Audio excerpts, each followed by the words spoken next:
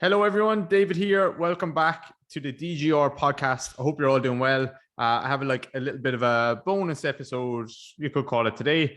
I have Matt McInnes Watson from Plus Plyos. Matt was on episode 13 with me, and you should listen to that if you haven't.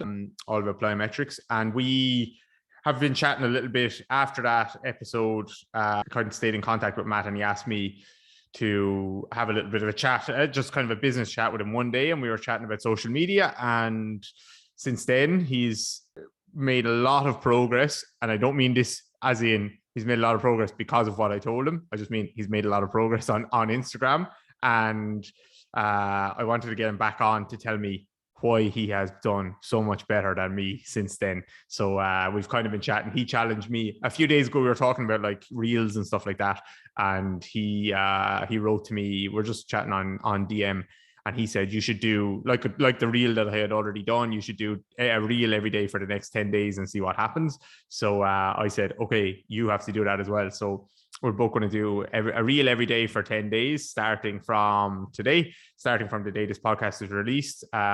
So if you're interested in hearing our chat about content creation and a little bit about that little challenge that we're putting towards ourselves and how Matt has grown quite a bit over the last couple of months by doing a lot of these reels and stuff like that, then here's the podcast. I think you're going to enjoy it. If you want to join us, let us know. Shoot us an Instagram DM or something like that. Hopefully it will help anyone who's a content creator, even though I hate that kind of word or that phrase.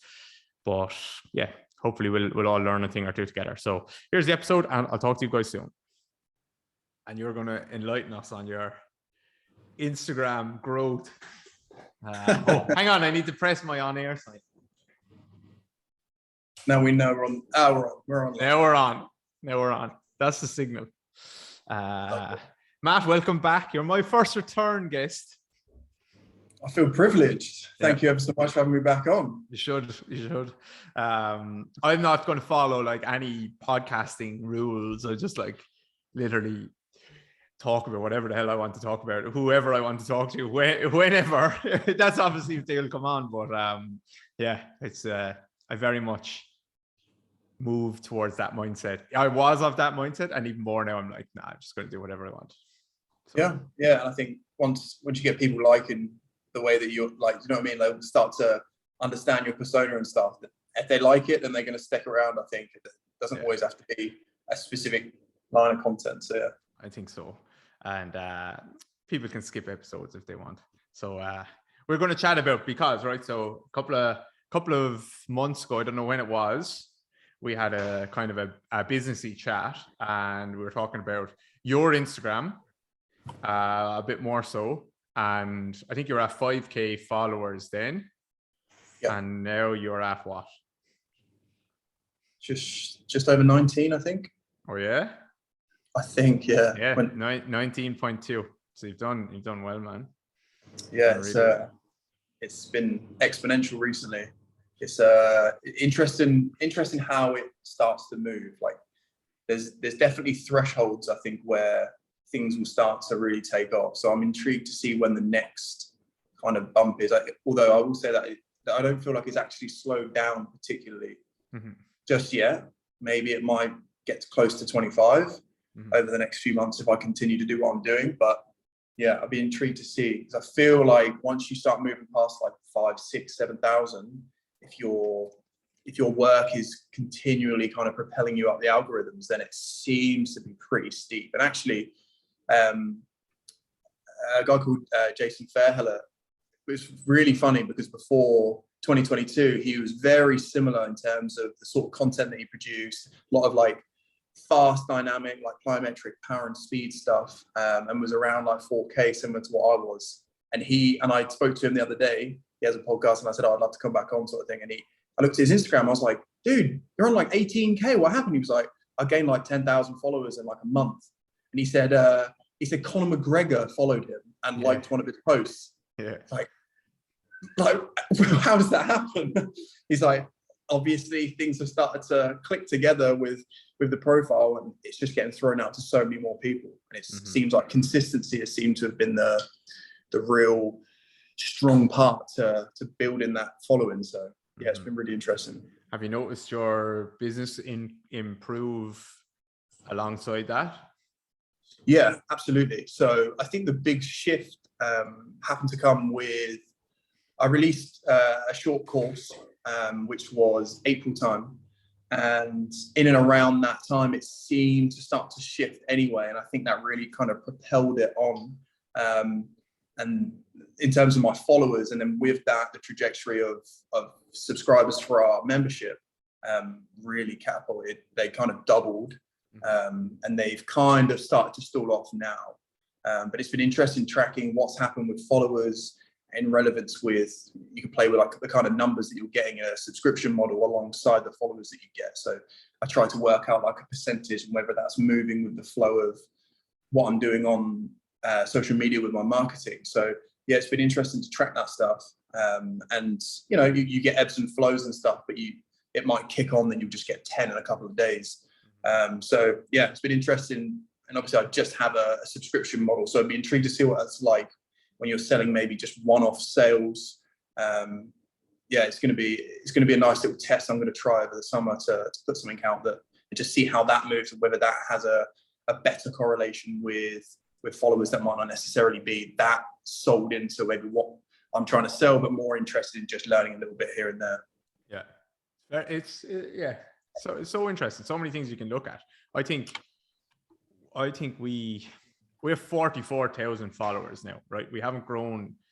I've never gotten like virality. Well, depends how you define that, but like there has never been a big 10K jump. But we got from 10K to 40K probably in the same speed that we got from 5K to 10K, I would say. But it was consistent every week, like the same amount of followers every week from that 10K to 40K, probably slowing down recently, but that's probably because over the last 6 weeks.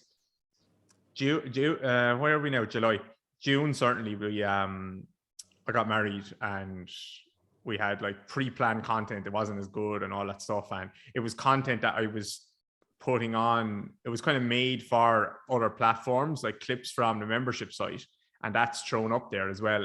Instagram definitely recognizes that it's not made for Instagram Reels itself, and they won't show it to as many people. So like, yeah, I was getting more views on my content 6 or 8 months ago when I had 30,000 followers than I do when I have 40 or 44,000 followers. So it's it's a funny one, but like I think you have to play the game with it. There is no other way around it. You have to play the game with it. On the percentages, I reckon we have one of the best conversion rates on all of Instagram. We have sold lower body basics, a lower body basics program to 10,000 people ish. It could be more. And all of them must follow me on Instagram because less than 1% of them are buying it from somewhere else where they've never heard of me. Because we're not like, it's not like people are searching for lower body basics on Google SEO, right? So that means that 1 in every 4 people that follows me has bought a program, which is crazy. And when bananas. And when was the biggest chunk of sales? When was that? That was when you had what, 20K? I don't know. I wonder what that was. I wonder what that was as a percentage back then. Like whether you had like 7,000 or 8,000 that had sold, and then it's kind of trickled over time. Then since the major initial launch, but that would be interesting as well because then the numbers are even better. And you're like, wow, that's serious conversion. Yeah, it's insane. And I think that shows. I think people make the big mistake of releasing products like early on when they haven't given tons of value to people, and they think that they see themselves with 300 followers. And don't get me wrong, if you have 200 good followers, you can make a shit ton of money. If you have 1,000 good followers, you can make a shit ton of money. But people who just spend the time and release a program, I see it all the time. People ask me for advice all the time. I never tell them not to or anything. But like they're releasing products, and they're going to get like a 1% conversion rate. for the amount of their followers, right? Which, depending on who you are, how many followers you have, that could be brilliant or not. But they should spend that time, and they're spending hours and days and weeks and months creating this program. They should just put it into content creation. And then when the time is right, when the market, your followers are asking you for things, that's when you release something. Yeah. I definitely agree with it. Like when we launched Plus Pliers, it was, we went directly through more of a subscription model. We didn't want to necessarily put out a product straight away. I wanted to test the waters of a lot of things. So I wanted to see who was going to what program within our group of programs that we have on the website and stuff, and just figure out a few things. And I'd say that I wasn't happy to release that until I'd seen what had happened over a year's period of me trying to create content and trying to just engage with the audience that I think would fit into going into the subscription or the membership. Mm-hmm. So and if I'd like to see, it's a hard balancing act, I think, as well, because you've got, it's the chicken and the eggs kind of scenario where, how do I get to that how do I get a following through creating content when I don't have people that are singing my praises about my program? Mm-hmm. So there's like a hard balance of, well, if I have a program, then I get a few people that start singing my praises, but it's got to be weighed on. Well, you can't spend 6 months on something and then launch it and then be like, everyone should be buying this. Why aren't they? Yeah. I think you were clever with the basics model stuff, weren't you? You said that it wasn't particularly time consuming in terms of what you already were using in practice. It was just a case of you putting it together and saying, I know that this will work for a mass of people. So, a lot of people go with, well, I want to have the perfect product before it goes out. And you're like, well, you might be able to just sell something that's relatively cheap at the beginning and make that an entry product for a lot of people that would be like, okay, I'm happy to spend $30 on a program. And if it's half decent, then I'm probably going to buy the next product that the person's going to launch. Yeah. 100%. So it's, yeah. I think I would say a lot of people have and will like bought our stuff and just bought it because I've done this in the past myself, just bought it because I feel like, you know what, I'm going to support that person. I'm going to buy that product because of how much time and effort they've put into it, how much value I've gotten from all their other stuff along the way. I bet you there's loads of people. Same with you, same with anyone who's like thought about giving value in that way. So what do you think it was just consistency with you that like kind of spiked it, or what did you change? I'm going to try and because you've set me a challenge now. I'll say the challenge. You've set me a challenge of making 10 like good reels in next 10 days. And I set you the challenge of doing the same thing. So not like because my reels, like, it's like, I just throw together something, but then you see other influencers, if you want to call them that, and it's done well. And Instagram is definitely rewarding the content that's done well now. Yeah, I will say this outrightly, and I will be quite blunt about this. And I spoke to someone about this the other day, and that I'm so lucky that I have a niche, mm-hmm. and people like the niche of what's going on. It's dynamic, it's fast. So all praise to yourself doing things with rehab, because it can be seen as something that's slower and much less flashier. Mm-hmm. So it's always been a case for me of being like, I don't plan my content. I know in the back of my mind that I need to produce X amount per week. And I'll say, okay, right, today I've got to go and do something. But it normally interlinks with me going to the gym in the afternoon to work out. And I'll go in with a rough idea, and then it's just free. I'll just roll with things. I attempt to be creative because I'm not got a creative bone in my body. But it tends to be things that flow within conversation that I have on social media. Like things will, Snapdowns is the perfect example. I've done 3 posts on it, I think. And it always tends to come back around, and I'm like, yeah, I've had enough of it. People are talking about it again and posting about it, so I'm going to post something back. There's no direct pushback to whoever that person is, but I'll just put my opinion back out there. So, and in doing so, I think, like, I'd say 2 years ago, I was horrific in front of a camera. I did not want to put myself out there. Everything would have been in silence. I wouldn't have been engaging, like, as in a verbal communication. Like, I've tried to put myself out there with Q&As recently. I see you do a lot of them when you walk around and stuff. And for starters, I'm terrible at explaining things in a very short snippet of time, because it's like 15 seconds and you're like, Jesus, I've started the first sentence and I'm like, oh, that's the end of that. And then I have to go back in, I have to post it, go back into the questions. It's a nightmare. So it's been, I think the more that I post, the more creative I become, the easier it comes to me. And I think the more that when you're first starting out, if you're really planning things, I think that it can get a little bit clunky, and we're probably going to find that out in the next 10 days. Because already I'm thinking I've got to post today, and I'm thinking I don't know what I'm going to post. Yeah. So it could be terrible over the next 2 or 3 days, but we might get some traction a few days later. Yeah. I saw yours today was a celebration. that doesn't count as one of my reels. That was so that was the people can look at my July reel. I just got to the gym and I was out in the field looking at the donkeys, and I started singing that song July because it was the 1st of July, and I was like, Kira, we should make a reel. So because like I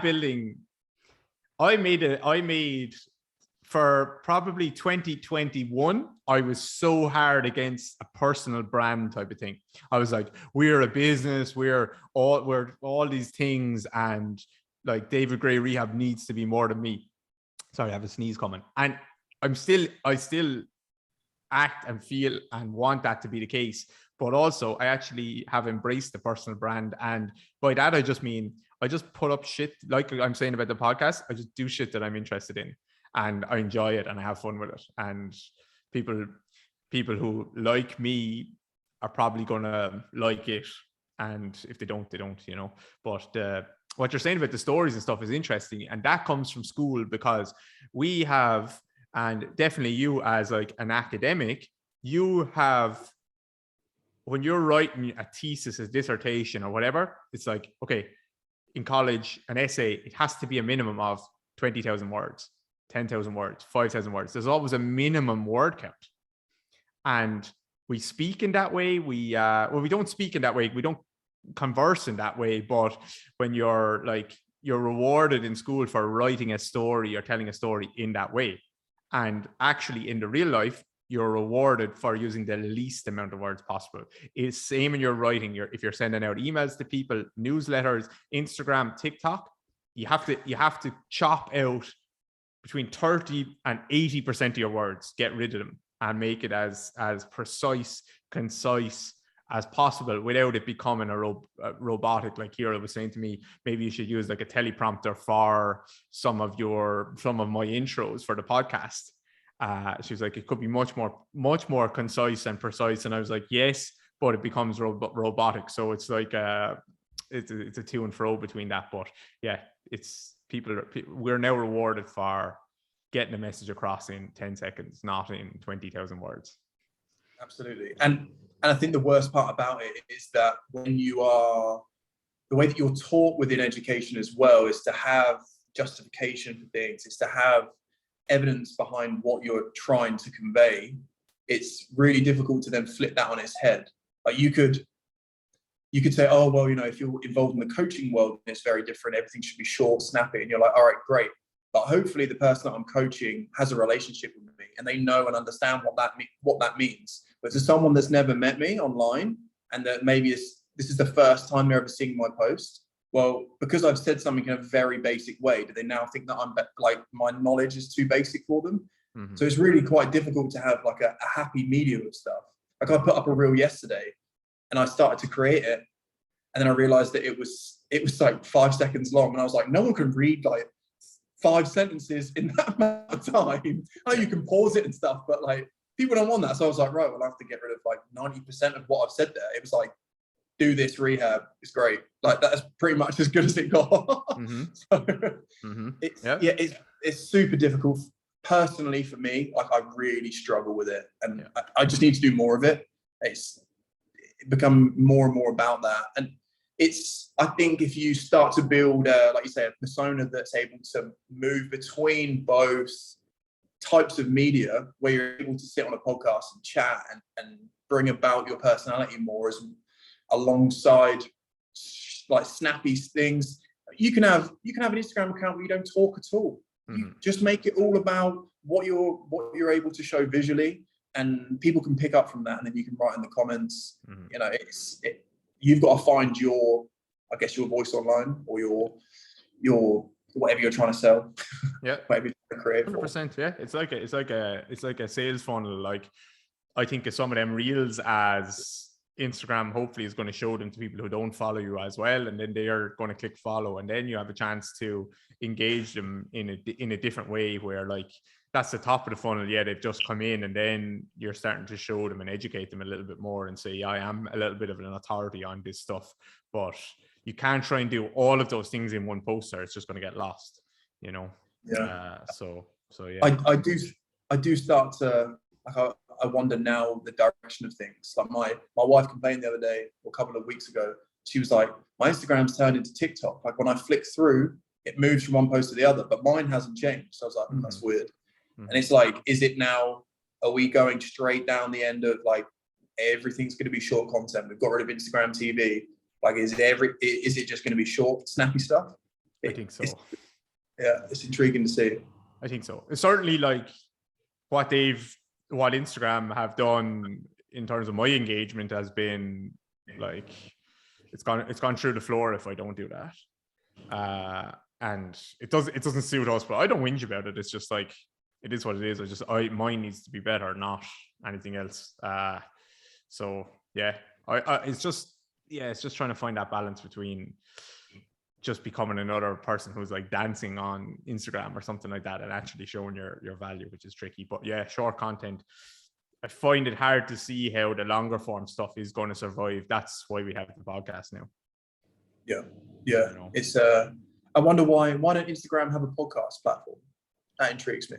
Like, why don't the social media platforms have that?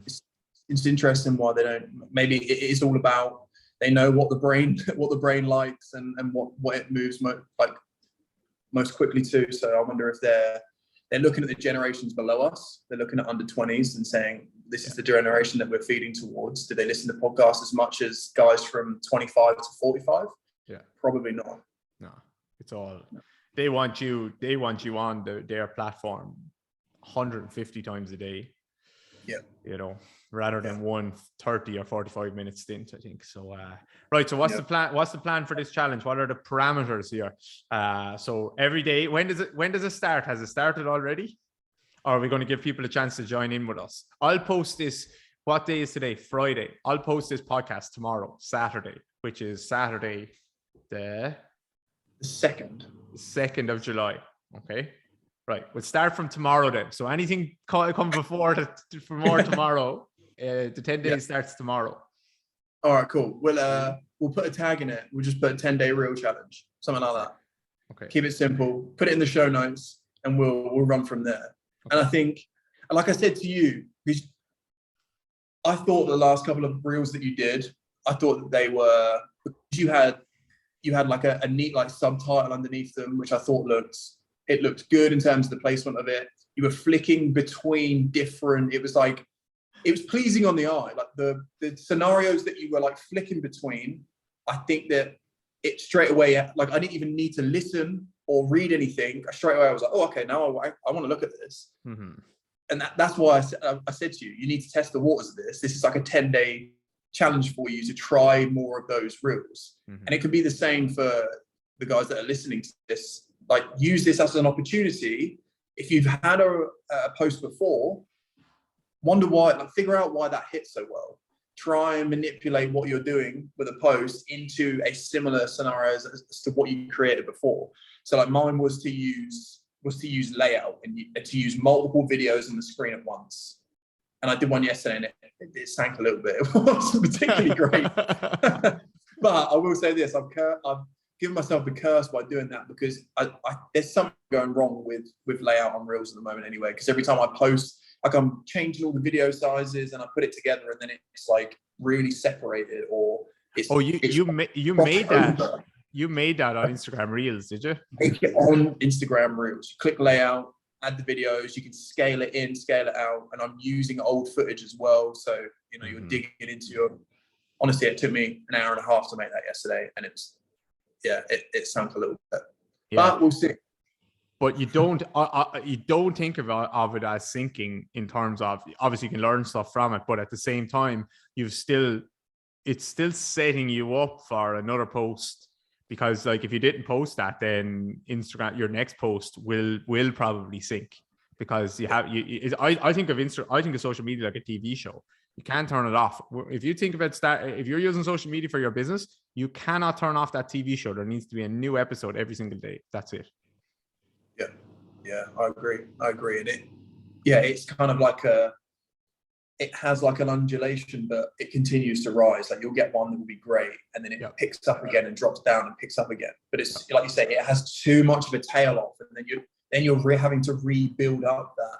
Yeah. And I think I don't know whether there's a relationship between posts and what you're doing in terms of your story content, but I often find if I hit, it makes sense that if I hit a good reel, I look at how many people have viewed my story, and I'm like, damn, a couple of thousand people did that. Normally I'm getting like 400 or 500 from 15K. So there has to be a knock-on effect from that. So you have to, on top of that, use your stories. And I think the next direction for me is to start giving more context to my reels in my stories. Mm-hmm. So I'm now going to use more long-form content to get across more of a, convey more of a story, or something that's quite complex. Yeah, 100%. Yeah, that's the stories is where you can make a sale. The reels are where you engage people, and then if you wanted to use carousel posts, previously that was more like where you educate people. So and you kind of build authority there. So the reels is like top level engagement. Other posts, like you build that authority and you educate, and then stories is where you sell. And the interesting thing is, like, if I usually get my stories get around 1,500 to 2K watches, and then if I have posts that are doing well, that could go up to like 6K. So it's like clearly someone has to be engaged with my page, or else they won't even know that I'm putting up stories. And if they know I'm putting them up, then they're going to watch them. So it's not, I don't think it's a choice. They're just not being shown that my stories are going up there. So, okay. So some tips for people that are interested, if they are. So I'll give a couple and you can give a couple. Tip 1, you have like 3 seconds to get people's attention. So that's why, like, some of my like a foot model or something like that, I think works well, or the rib cage, or I just have my face like up close to the screen with that big caption. Something new I think needs to happen in the post, unless, like, I think some of your reels are a bit shorter, so they might be like 5, 10, 15 seconds long. Whereas I'm trying to like explain something a little bit more, because my shit is more boring, obviously. So it needs to, I feel like I need to have a change in camera angle or a change in video every 4 or 5 seconds to actually start. Yeah, it's very hard to look away when that's happening, So they're my two big ones. And then duration, I'm not sure. I think I'm going to try and mix it up between like 10 to 15 second posts, reels, and then like maybe even up to 60 seconds or however long it takes. And I'm going to try and mix it up maybe between a bit of like Instagram music over it and then me talking over it. We'll see.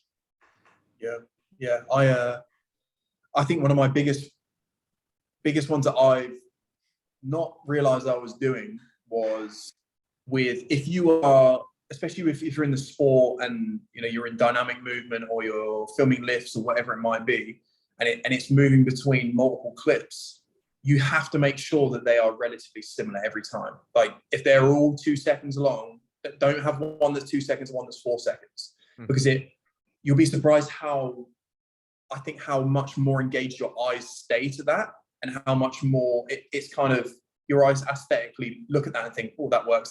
Then I understand that this moves from this to this to this to this, and it has much more of a smoother control. There's rhythm to it, like exactly, just like a good hop.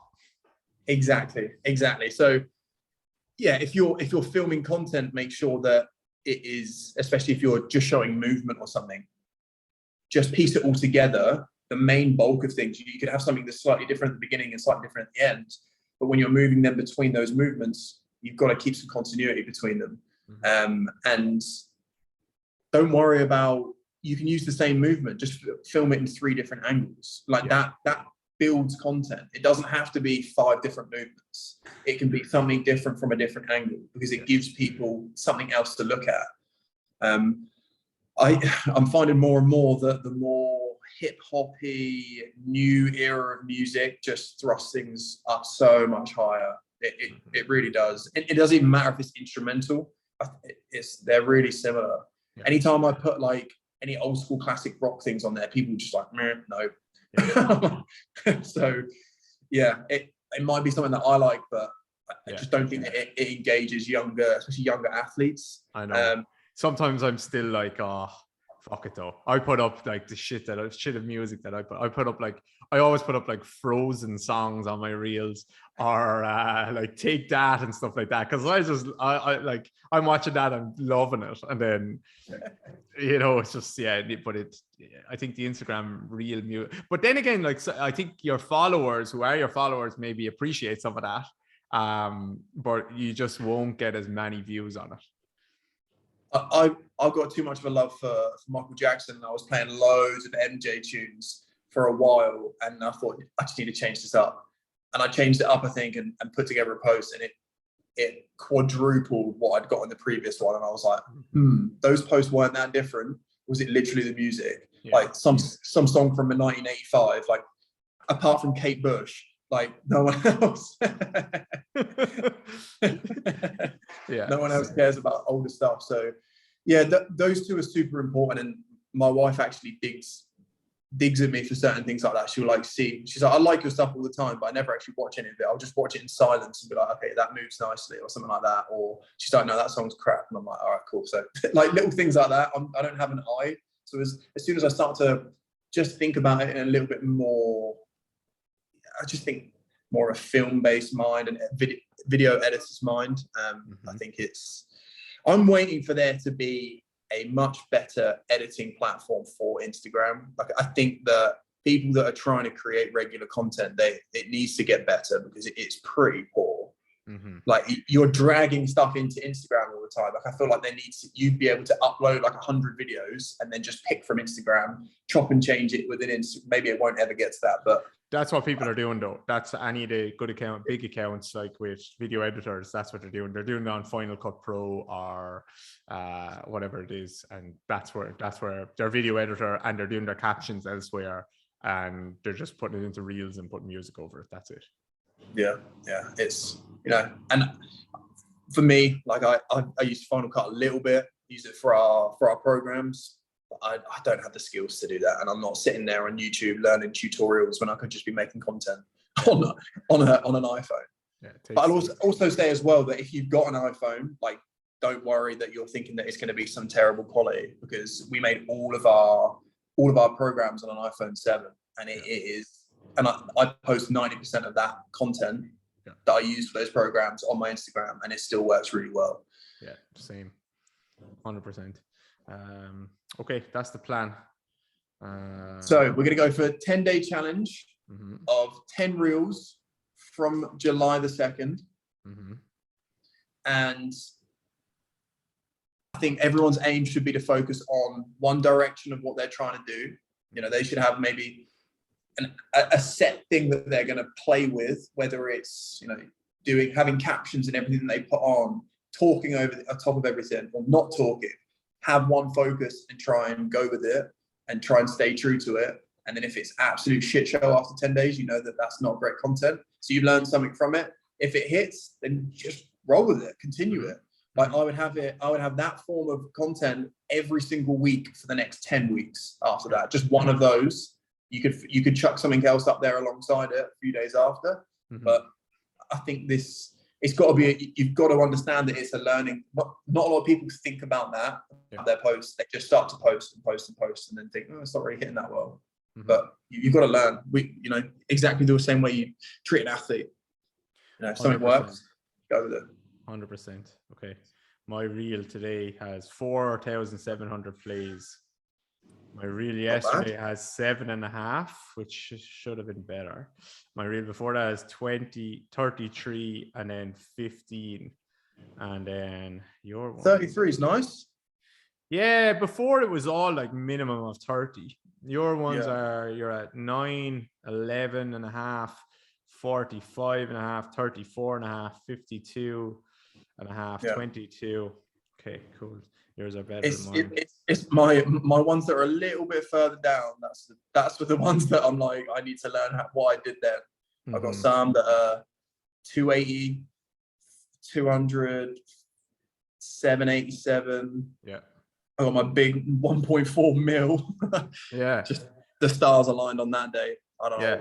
But sure, my brother has a, I don't know if I tell you this. He owns a gymnastics club and they do no social media, right? Like they just take a video and upload it of someone doing a cartwheel on an old, like a Nokia 3310 they're videoing on, right?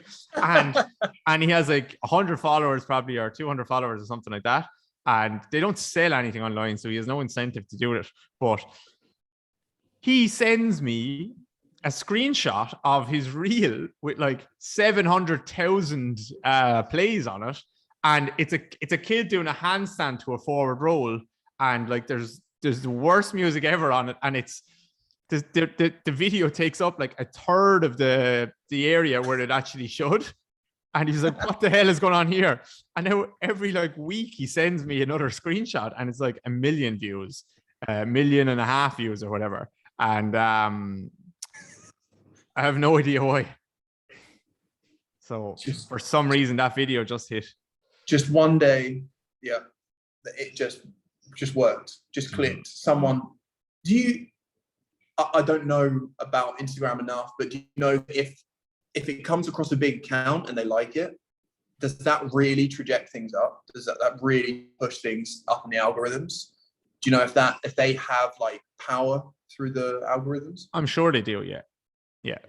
They start to show it because if you see, if you look in your feed, or not in your feed, in your notification thing, if someone big with a blue tick or like has a good following likes something or comments on one of your posts, that like will stay as I have one called priority in my activity thing, and then new. So the priority notification, it stays there until you deal with it, until you go in and look and respond to their comment or like their comment or something like that. So Instagram knows like someone with a good account and a lot of influence has just been on your page and done something there. So I'm sure that that kind of comes across then with the real stuff as well, or who they're showing it to. It 100% it does. But I only think that happens for when you go over 10K. You know, your account slightly changes when you go over 10,000 followers. Mm-hmm. Because on our business one, we only have 7,000. I don't have that priority thing. It never says that. It just says today. Mm-hmm. So like if someone big did, well, again, the thing is I don't know if someone big has liked it or followed it. Mm-hmm. I'm sure a couple of people with there's a guy with a tick and it's down in the just normal likes and stuff. Mm-hmm. So I think that it does change. But another thing I was going to say as well is I've learned a lot from the CEO of Instagram. I follow him on Instagram and I thought, I come across it. And he does a lot of tutorial, talks about a lot of new things that might be coming to reels or different ways to post or stories, what you can add. Just follow him. He posts really aesthetically pleasing. What's his name? Do you know what that's the worst part, is I don't actually know. Every so often he pops up and I'm like, I need to learn from this guy again. Okay. I'm sure if you search Instagram CEO. Instagram CEO. Adam Mosseri? Adam.